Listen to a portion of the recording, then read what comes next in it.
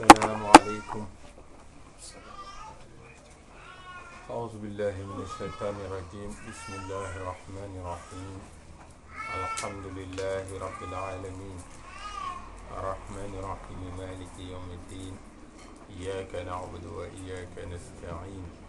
اهدنا الصراط المستقيم صراط الذين أنعمت عليهم غير المغضوب عليهم ولا الضالين. آمين. اللهم صل على سيدنا محمد الفاتح لما أغلق والخاتم لما سبق ناصر حق الحق والهادي إلى صراطك المستقيم وعلى آله حق قدره ومقداره العظيم. On avait parlé des adab zikr la fois passée, des formes de discipline, de toutes les disciplines nécessaires aux disciples, à ces disciplines que doit respecter, que doit adopter le disciple au moment où il fait le zikr. Avant aussi, on avait parlé de Bismillahirrahmanirrahim, comment Sayyidina Radiallahu anhu incitait les disciples à réciter la Fatiha avec Bismillahirrahmanirrahim, et que le secret se trouvait entre le mime de Rahim et le alif de Alhamdu. Donc, il incitait les disciples à ne pas s'arrêter entre Bismillah ar-Rahman ar-Rahim et Alhamdulillah Rabbil Alamin. Aujourd'hui, on revient toujours sur ce sujet, le zikr. Mais là, il s'agit du zikr en groupe. Le zikr en groupe que nous faisons lors de la wazifa, le zikr en groupe que nous faisons lors de la haylala, c'est-à-dire la hadratul juma'a, il y a des conditions, en plus des conditions que tout un chacun doit respecter lorsqu'il fait son zikr tout seul. Alors là, il dit وَمِنْ شَرْتِهِ وَمِنْ شَرْتِهِ اتِّفَاقِ لُسْنٍ وَصِيغَةٍ. Ça fait partie des conditions pour faire le zikr en groupe, la wazifa, que les voix soient harmonisées. Qu'il n'y ait pas qui parle très fort avec une certaine mélodie et d'autres avec une autre mélodie. Il ne faut pas qu'il y ait certains qui parlent ou qui récitent rapidement et d'autres qui récitent de façon posée. Quelle que soit la forme, il faut que ce soit harmonisé. Là, il va même jusqu'à dire que les langues devraient s'accorder. ومن شرطه اتفاق لسن وصيغة. C'est-à-dire cette harmonie entre les voix, les langues déjà, et cette harmonie au niveau de la mélodie. Vous savez, lorsque Sayyidina Radiallahu anhu, Rasul sallallahu alayhi wa sallam lui a donné la wazifa et la hadratul jumu'ah, le prophète sallallahu alayhi wa sallam ne lui a pas dicté une mélodie particulière. L'essentiel, c'était de le faire. Donc, à Fès, il y a une certaine mélodie, un certain ton. À Aïn Madi, il y a une certaine mélodie, un certain ton. Au Sénégal, il y a plusieurs tons qu'on peut retrouver ici ou là. Si on va au niveau de la Zawiya de Thierno Seydou Nourou Tall, anhu, là où réside Cheikhna Thierno Mountaga Tall, il y a une certaine mélodie. Si on va à Tivaouane avec beaucoup de Zawiya au Sénégal, il y a un certain ton. Si on va à Kaolack, il y a un certain ton. Si on va à Thiès, il y a un certain ton. Si on va à Tianaba, il y a un certain ton. Si on va à Pékin, au niveau de chez la famille de Chérif Mohamed Habib, il y a une certaine harmonie, etc., etc. C'est pour ça qu'il dit وَمِنْ شَرْطِهِ اتِّفَاقُ لُسْنٍ وَصِيغَةٍ. L'essentiel, c'est que les langues s'accordent et les voix aussi s'accordent.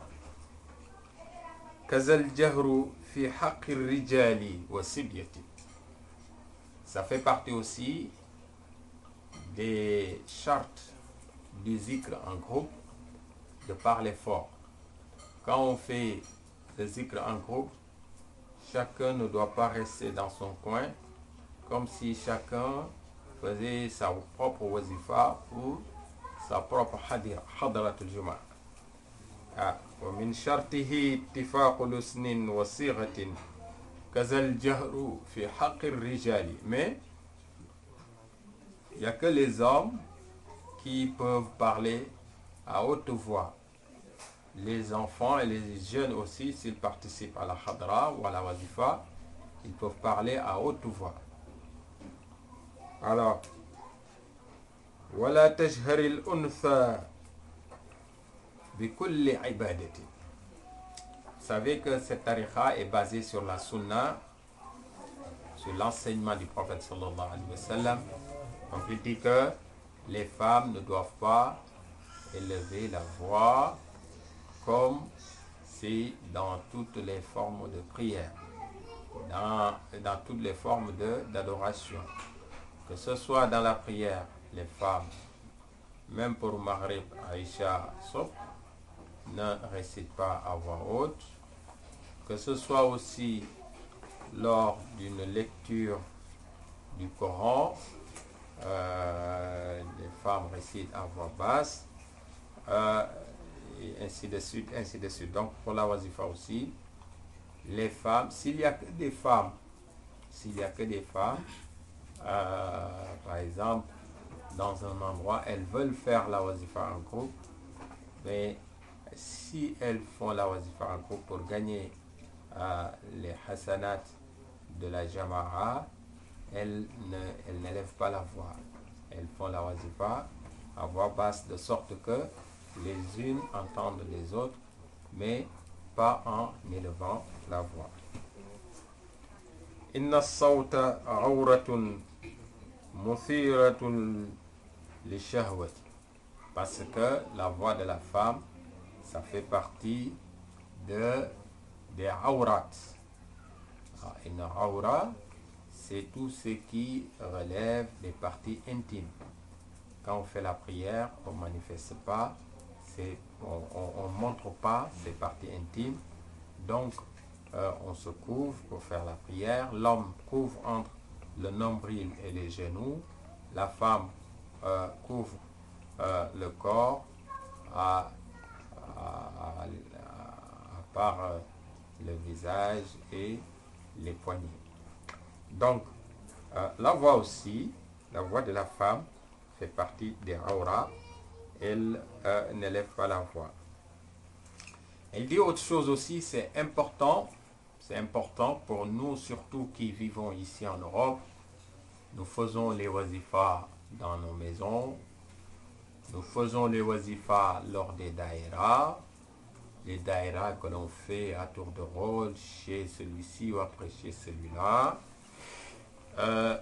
Ce point-là nous concerne au premier chef.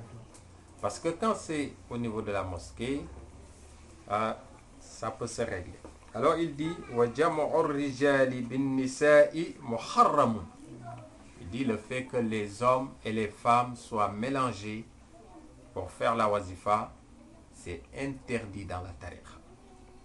Donc c'est interdit dans l'islam. Il ne faut pas que les hommes et les femmes se mélangent pour faire le zikr. Alors, il dit muharramun bizawiyatin lidhikri ou lil wazifati. Alors, même si c'est au niveau de la zawiya, c'est haram. Mais là, comme j'ai dit, ici en Europe, souvent on a nos appartements. Et même si ce n'est pas pour la hadrat al-Juma, les daïras que l'on fait, après la daïra, on veut faire la wazifa. Souvent, il n'y a pas beaucoup d'espace. Donc, on est mélangé et tout ça. Il faut trouver une solution. Même si, là, je le dis pour tous nos frères et sœurs, qui partout où vous trouvez, même s'il faut aménager pendant la wazifa, au niveau de la cuisine, s'il n'y a pas de place au niveau du salon, s'il n'y a pas une deuxième chambre, parce que souvent c'est des jeunes qui prennent la daïra, ils ont un terrain, parfois ils ont un studio et tout ça, même s'il faut mettre un tapis au niveau de la cuisine, nettoyer un peu, pendant une demi-heure le temps de faire la wazifa, eh bien, que l'on ne soit pas mélangé, c'est très important, parce que ça fait partie des conditions de la tariqa. Alors, waja bayna anfasil fariqayni ba'idu. Alors, Rasul sallallahu alayhi wa sallam, comme il a enseigné que lors de la prière, les rangs des hommes ne doivent pas être collés au rang des femmes. Il doit y avoir un espace, une séparation. Pareil, comme c'est dit pour la prière, pareil aussi pour la wazifa, il faut qu'il y ait un espace. Il ne faut pas que les hommes et les femmes, les rangs des hommes, touchent les rangs des femmes. Et pire encore, il ne faut pas que les femmes s'assoient en même temps que les hommes dans un même rang. Là aussi, ça ne se fait pas. Il ne faut pas mélanger les genres. Au niveau de la Mecque, par exemple, quand on fait la prière, les hommes et les femmes sont mélangés. Mais il n'y a que là-bas où c'est autorisé. Il n'y a que là-bas au niveau de la Kaaba. Allez voir la mosquée du prophète Mohammed sallallahu alayhi wa sallam. Vous pouvez rester une semaine là-bas. Vous ne verrez pas de femmes à l'intérieur de la mosquée. C'est-à-dire les femmes, vous allez les voir rentrer, vous allez les voir sortir. Mais au moment des ziyaras, il y a des heures, des ziyarats, il y a des heures pour les hommes et des heures pour les femmes. Et les hommes et les femmes ne font pas la prière ensemble. Et chaque groupe a une partie bien spécifique. Et que aussi, des heures de ziyara aussi. Et surtout, la place ma bayna bayti wa minbari rawdatun min riyadil jannah. Cette partie qui se trouve dans la mosquée du prophète sallallahu alayhi wa sallam, là où le prophète sallallahu alayhi wa sallam il dit que c'est un parmi les jardins du paradis, c'est-à-dire entre sa maison et le minbar, là où il faisait le discours. Donc si vous allez à la mosquée du prophète sallallahu alayhi wa sallam, c'est bien spécifié. Partout dans la mosquée, c'est un tapis rouge, mais là, dans cet endroit-là, c'est un tapis vert. Alors même en cet endroit-là, les heures de ziyara pour les hommes, c'est pas pareil que les heures de ziyara pour les femmes. Donc, waja bayna anfas al-fariqayn ba'idu fahunna min anbal al-la'in al-musibati. Parce que il faut pas tomber sous le piège de Shaitan, le fait de mélanger les hommes et les femmes. C'est une organisation. Là, je fais une petite précision parce que ici en Europe, assez souvent, on croit que parfois les femmes, eh bien, sont exclues de tout. Les femmes ne sont pas associées aux affaires de la religion. Non, c'est-à-dire, c'est une réglementation. Quand on conduit, eh bien, on respecte les sens interdits, on respecte les stops, on respecte aussi les obligations, etc., etc. Pareil. là aussi, si on veut adorer Allah subhanahu wa ta'ala, on ne l'adore pas tel que nous le voulons, mais nous l'adorons tel que lui, il veut. Et c'est ça qui est le plus important. Masha'Allah, on va s'arrêter là et on va essayer de retenir ça, que le fait de se réunir pour faire le zikr, c'est parmi les moments forts que peut vivre le disciple. Masha'Allah, il se passe beaucoup de choses. Inch'Allah, qu'Allah il accepte tout ce que nous faisons. أقول قولي هذا وأستغفر الله لي ولكم ولوالدي ولوالديكم فاستغفروه إنه كان غفارا. اللهم صل على سيدنا محمد الفاتح لما أغلق والخاتم لما سبق ناصر الحق بالحق والهادي إلى صراطك المستقيم وعلى آله حق قدره ومقداره العظيم. سبحان ربك إن الله وملائكته يصلون على النبي يا أيها الذين آمنوا صلوا عليه وسلموا تسليما. صلى الله تعالى عليه وعلى آله وصحبه وسلم تسليما. سبحان ربك رب العزة عما يصفون وسلام على المرسلين والحمد لله رب العالمين.